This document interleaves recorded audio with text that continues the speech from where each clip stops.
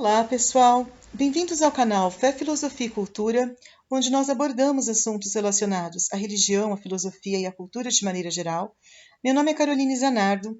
Eu gostaria de convidar você que não é inscrito no canal a se inscrever, ativar o sininho de notificações, compartilhar este conteúdo com seus amigos, deixar o seu like, o seu comentário, que são atitudes muito importantes para que este canal se torne cada vez mais relevante e alcance o maior número de pessoas possível. Muito obrigada a todos pela compreensão.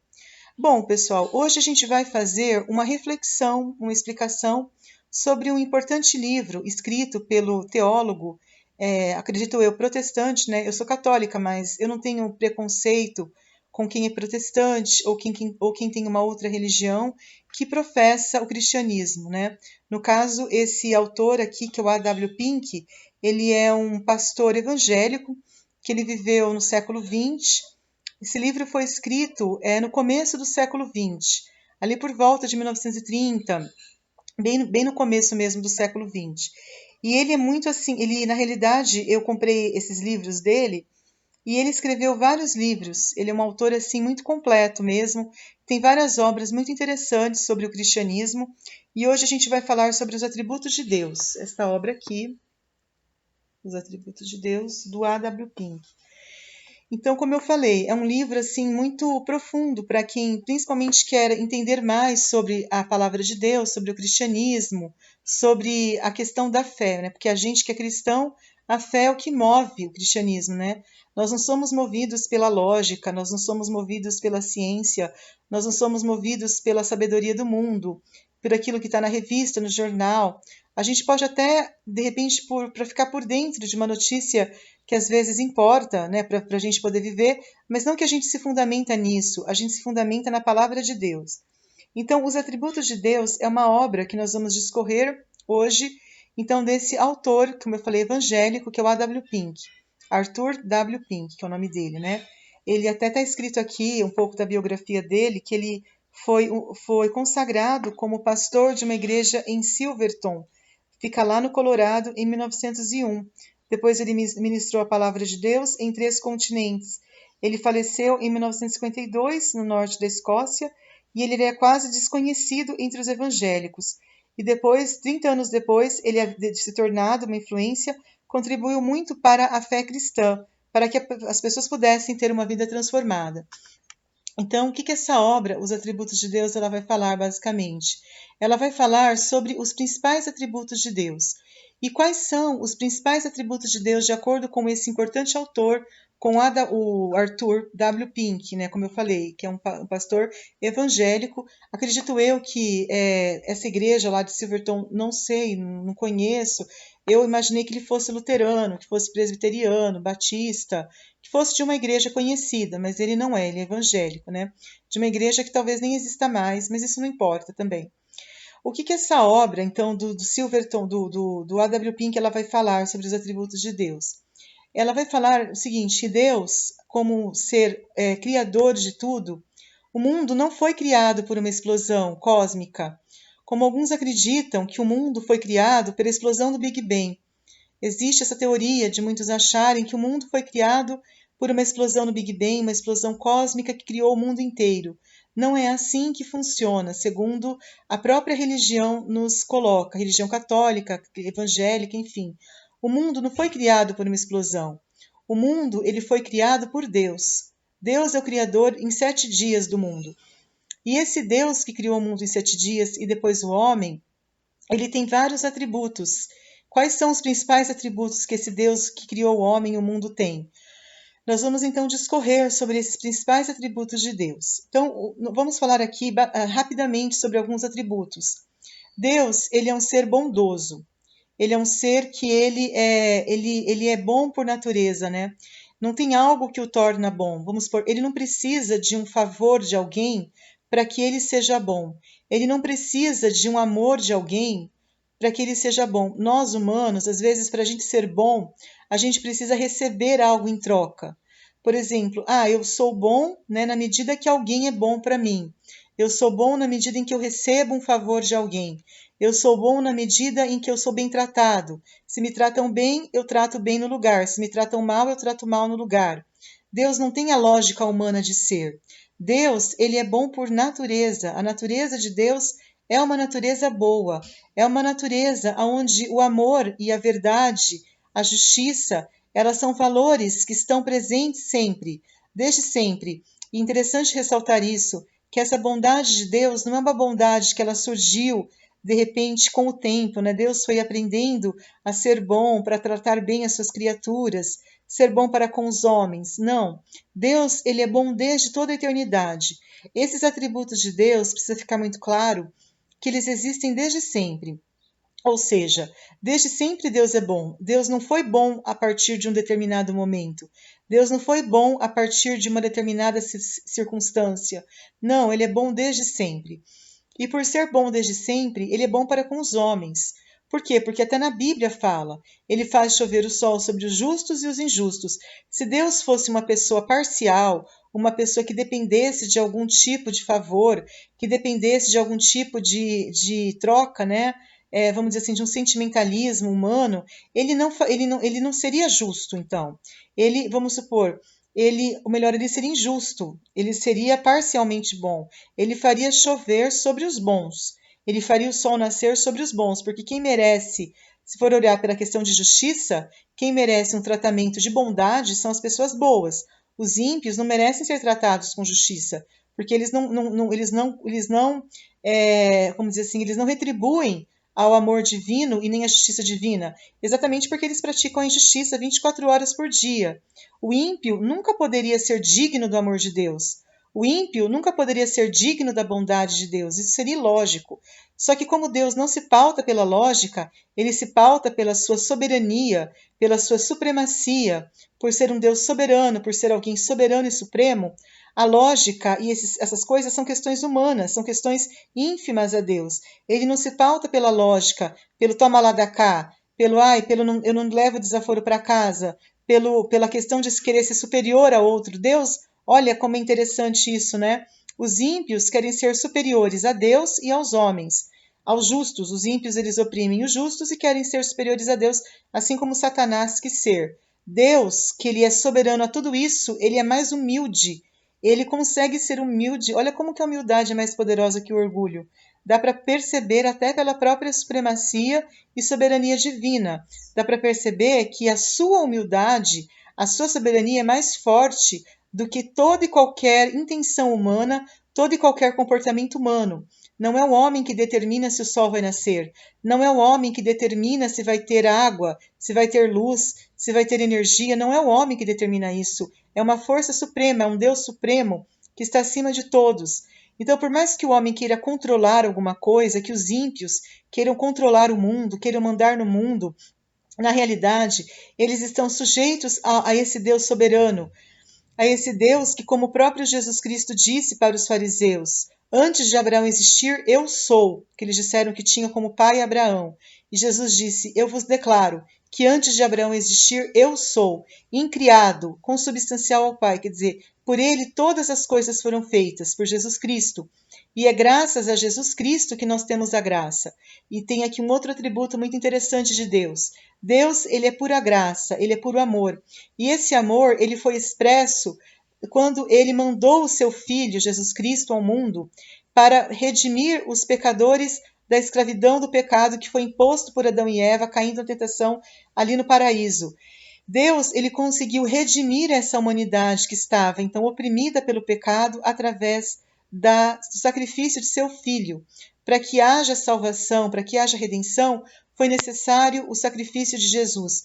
Por isso mostra que Deus, apesar de ele ser esse puro amor, pura bondade, exatamente essa sua bondade, ela às vezes é um pouco estranha de compreender.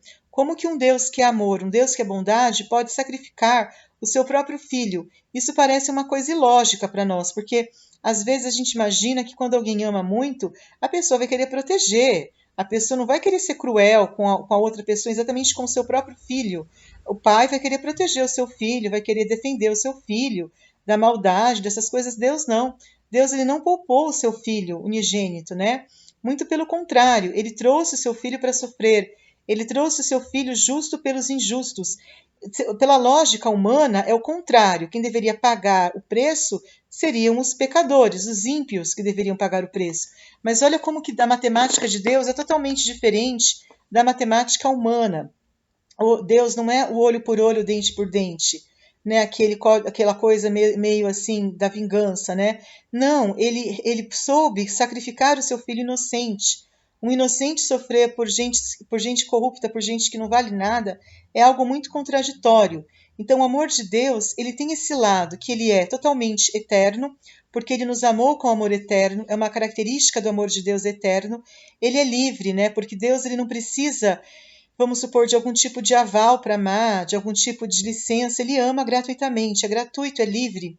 O amor de Deus é soberano, o amor de Deus ele é algo que nos traz a paz, o amor de Deus é algo que nos completa, o amor de Deus é que nos sustenta, porque se Deus ele tirar a sua mão sobre nós, nós estaríamos às vezes perdidos, porque quem nos sustenta, quem dá vida a cada um de nós é Deus, é Ele que nos dá a paz, é Ele que nos dá a vida plena, e ao mesmo tempo Ele é misericordioso e bondoso, e a sua misericórdia, a misericórdia de Deus é em função, geralmente, né, pelo que o Arthur Pink coloca, é na medida, às vezes, dos nossos pecados, né, porque nós somos pecadores, é que Deus é misericordioso, e Ele tem a paciência também, a misericórdia e a paciência. São duas facetas muito interessantes desses atributos de Deus, como nós estamos comentando, né? Misericórdia. Misericórdia significa aquela pessoa que perdoa pecados e ao mesmo tempo é paciente. Por quê? Porque ele tolera os pecados. Vamos supor, ele poderia, assim como ele fez com Sodoma e Gomorra, acabar com a humanidade, com as cidades corruptas, mas ele é paciente. A taça de Deus vai se enchendo, até que tem uma hora que a gota d'água, como a gente fala, né, que ela se enche e derrama.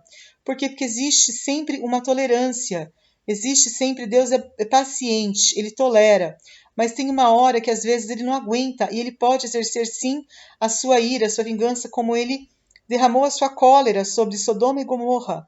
Então a cólera divina, cólera, misericórdia e justiça, elas são a mesma coisa, né? Não é que nem os seres humanos às vezes que eles acham que a gente tem que ter o critério, né, humano. Não, Deus ele não age de acordo com a mentalidade humana, que é uma mentalidade mesquinha, uma mentalidade pautada no toma lá da cá, no olho por olho, dente por dente. Deus ele é paciente, ele é soberano. E a vingança dele geralmente é para fazer justiça. Não é uma vingança como até ele coloca, que os seres humanos não deveriam ser vingativos para punir a pessoa que o provoca, a pessoa que o persegue, a pessoa que lhe faz mal, que lhe ofende. Nós não devemos nos vingar. A vingança pertence a Deus, porque a vingança humana é pautada naquela justiça pelas próprias mãos, naquele ato, às vezes, de você querer se vingar porque você está se sentindo ofendido, você está se sentindo injustiçado por uma atitude humana. Deus não age dessa maneira, Deus não age dessa forma humana, desse jeito humano de querer fazer justiça. A justiça de Deus, ela é pautada verdadeiramente na justiça mesmo, e não naquele ato humano, né, naquele ato mesquinho, naquele ato assim sentimentalista. Ele coloca muito a questão do sentimentalismo, das paixões, a questão às vezes humanas, dos pensamentos humanos que são muito limitados, como diz ele, né? O ser humano ele é um vermezinho diante de Deus, é muito limitado, ele não tem nenhum tipo de graça natural. A graça que o ser humano tem é dada por Deus. Nós somos salvos muitas vezes pela graça, nós somos justificados pela graça que está em Cristo Jesus. Nós não temos nada pelos nossos próprios méritos, né? Quantas pessoas que acham que conseguem alguma coisa na vida pelos seus próprios méritos? Não é pelos seus próprios méritos, é pelos méritos de Cristo que está em Deus, de Deus que está em Cristo, quero dizer. Por quê? Porque se não fosse por Cristo, nós não teríamos esse mediador que nos leva a Deus. A salvação que nós teremos um dia foi dada por Cristo. Por quê? Porque nós não temos como alcançar a salvação por nossos próprios atos. Por quê? Porque o ser humano é muito limitado, como o próprio Deus disse, ao passo que Deus é infinito, Deus é ilimitado, o amor de Deus é infinito, Deus é soberano, Deus é amplo, Deus é majestoso, Deus ele é perfeito. E uma das características da perfeição divina que ele coloca aqui é a sua ira, que é um outro atributo de Deus. Deus, como eu falei, ele demora em se irar. Ele não se vinga tão facilmente por justiça, ele demora. Mas quando ele se ira, ele tem inclusive paciência com os pecadores do mundo, né? Ele coloca muitos ímpios aqui em jogo, que Deus faz chover o sol sobre justos e injustos. Mas essa bondade de Deus para com os ímpios, pelo que o Arthur Pink coloca, é só nesse mundo. No outro mundo, Deus não será complacente com os perversos. Deus não será complacente com os ímpios, com os pecadores. Ele vai ser justiceiro. Ele vai vingar os pecadores, né? Daí os pecadores eles vão provar da cólera de Deus. E essa justiça de Deus exatamente é para punir os pecados, porque o pecado é que causa morte, o pecado é que destrói o ser humano, o pecado é que corrompe o ser humano. O ser humano não nasceu para ser corrompido, ele não nasceu para ser mau, ele nasceu para ser a imagem e semelhança de Deus. Se ele escolheu a corrupção, foi por livre e espontânea vontade. Não, ninguém obrigou, não existe essa história de alguém achar que ele foi obrigado a ser assim, porque às vezes a pessoa ela fala, minha família me obrigou, de repente eu tive um chefe que me obrigou, eu tive uma escola que me obrigou, eu tive alguém, eu tive uma tentação muito forte, um pecado que me obrigou, o diabo que me obrigou, alguém que me coagiu. Não existe justificativa. Você agiu assim por sua própria malandragem. Não tem ninguém te obrigando a ser assim. Se você é assim, é por livre e espontânea vontade. Então tem até aquela música do Dunga, né, que fala: não queira aos outros culpar. Você é responsável pelo que você cativa. Se você plantou sacanagem, você vai colher sacanagem um dia. Se você plantou injustiça, você vai colher injustiça. Se você plantou a malandragem, você vai colher malandragem. Não tem para onde o homem correr, não tem como o homem querer dizer: olha, eu não tive culpa, eu fui coagido, alguém me obrigou. Não tem desculpa para o homem se justificar diante de Deus. Até está muito claro, não tem como o homem se justificar, porque Deus ele conhece o profundo dos corações, ele conhece a malícia humana. Os crimes dos homens não estão escondidos aos olhos de Deus. Por mais que o ímpio, ele acha assim, eu vou cobrir os meus pecados. Vamos supor, vamos dar um exemplo, né? Eu sou um adúltero. Eu estou no motel, a minha mulher não está sabendo de nada. Eu estou entre quatro paredes, só eu e uma prostituta, de repente. Só eu ali no lugar que eu estou pagando para isso. Ninguém está vendo nada, não. As paredes, elas têm ouvidos, lembra daquela história? E Deus está vendo tudo, não tem como você se furtar aos olhos de Deus. Como eu falei, as paredes têm ouvidos, Deus tem olhos que está sondando. Então não importa onde a pessoa esteja, que ninguém está vendo nada, né? Os humanos podem não estar vendo, mas Deus está olhando. Então não tem como aquele ímpio querer se justificar achando que o pecado dele está sendo invisível, que Deus está ignorando o pecado dele, que Deus estava dormindo, que Deus não viu nada. Não. Tem até em Eclesiástico que fala sobre isso, né? Que Deus vê tudo. Deus, ele é onisciente e onipresente.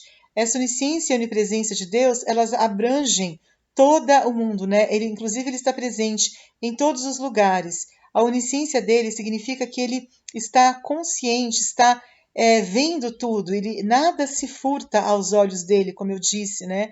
E ela é eterna. E todos esses atributos, né? O Arthur Pink fala que eles são eternos, eles existem mesmo antes do homem existir, desde toda a eternidade, porque Deus nos amou desde toda a eternidade, exatamente por causa da sua bondade.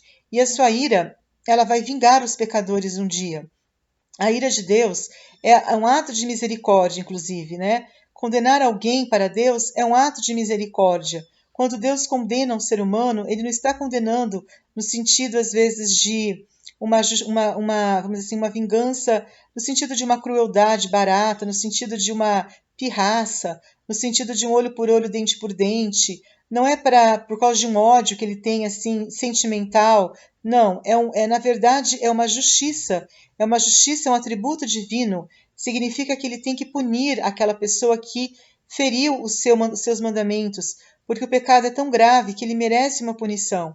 Por mais às vezes que os pecadores e os ímpios eles acham que isso é algo severo demais, é algo que não condiz com o atributo da bondade de Deus, é algo que não faz sentido, no sentido de que Deus é amor, mas é que Deus é amor, misericórdia e justiça. E como eu falei, nada se furta aos olhos dele.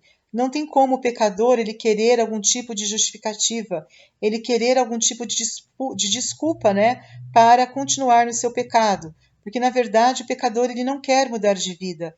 Ele é tão obstinado na sua maldade que ele não quer mudar de vida, ele quer continuar a ofender a Deus. Ele faz questão de ofender a Deus. Olha como isso é sério. Ninguém foi feito para isso. O ser humano não nasceu para ofender alguém. Ele não nasceu para querer ser acima, né? Para ser acima de Deus. Ele nasceu para ser obediente a Deus. Quem foi o desobediente por excelência foi Lúcifer. Esse sim não tem salvação para ele. Mas para o homem, enquanto ele estiver na terra, existe como ele se voltar para Deus através do arrependimento, através da conversão, através da mudança de vida. Bom, pessoal, então era isso que nós tínhamos para falar. Muito obrigada pela atenção, um grande abraço e até a próxima. Fiquem todos com Deus.